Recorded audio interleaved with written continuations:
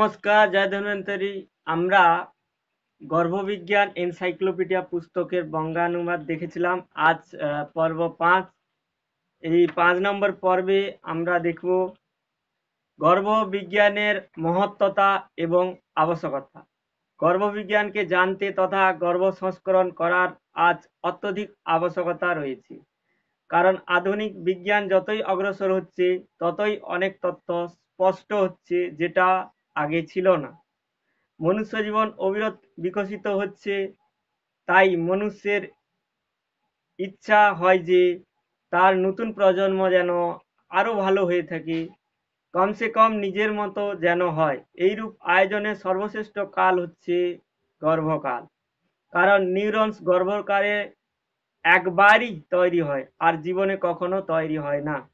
গর্ভকালে কোন প্রকার অসুখ এলে তা সমাপ্ত করা খুবই কঠিন, এটা বর্তমানে আধুনিক বিজ্ঞানের মতামত।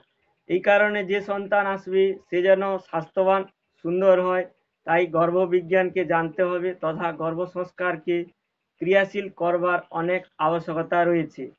দিব্য আত্মা অবতরণের যে প্রয়োগ, সেটা মন, বুদ্ধি, চেতনা স্তরে হয়ে থাকে।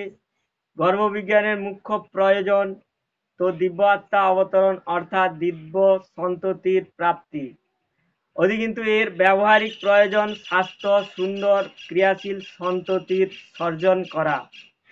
সংস্কৃতি আর্য গুরুকুলম শুধুমাত্র সংস্কার নয়, কিন্তু স্বাস্থ্যকে কথা মাথায় রেখে গর্ভ সংস্কার এবং গর্ভধান চিকিৎসার কার্য করে চলেছে। গর্ভবিজ্ঞানের আবশ্যকতা কেন দরকার? আজকাল সমাজে সকল মাতা পিতা নিজেদের সন্তানকে শ্রেষ্ঠ বানাতে চায়, ওকে সমস্ত প্রকারের নিপুণ, প্রত্যেক ক্ষেত্রে সুরক্ষিত ও স্বাস্থ্য বানাতে চায়। এর জন্য জন্ম থেকে পুরো জীবন প্রয়াস করতে থাকে। এর জন্য ভালো খাবারের ব্যবস্থা করে, ওকে আধুনিক যুগের শ্রেষ্ঠতম, অধিক সবচাইতে মূল্যবান শিক্ষা প্রদান করে, ওকে বিবিধ ধরনের খেলা এবং ভিন্ন ভিন্ন কলা আদি শিখিয়ে সকল মাতা পিতার অপেক্ষা থাকে যে ও যেন পূর্ণতয়া আত্মনির্ভর হয়, জীবনে সফল এবং স্বাস্থ্যবান হয়।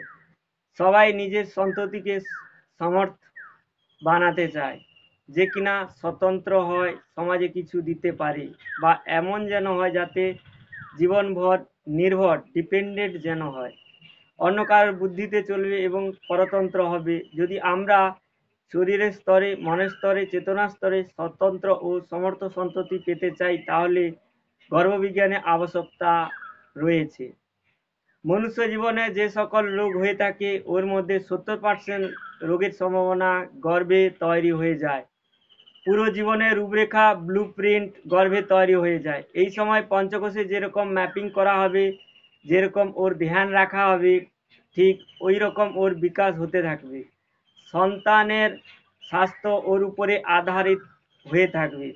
এরই আজ আবশ্যকতা রয়েছে, কারণ বাচ্চা স্বাস্থ্যের ও রোগ প্রতিরোধ শক্তির দিন প্রতিদিন পতন হয়ে চলেছে। এখানে ওর সুস্বাস্থ্যের আবশ্যকতা রয়েছে, আত্মবল বাড়ানোর আবশ্যকতা রয়েছে।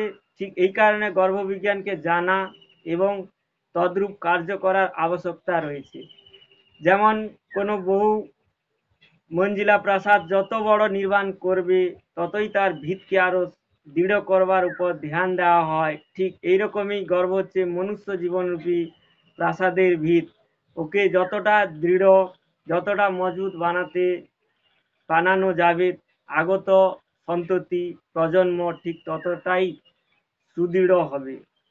এই জন্য বাচ্চার স্বাস্থ্যের উপর সবচাইতে প্রভাব গর্বের হয়ে থাকে। আজ এই পর্যন্তই। নমস্কার, জয় ধন্বন্তরী। जय आर्य जय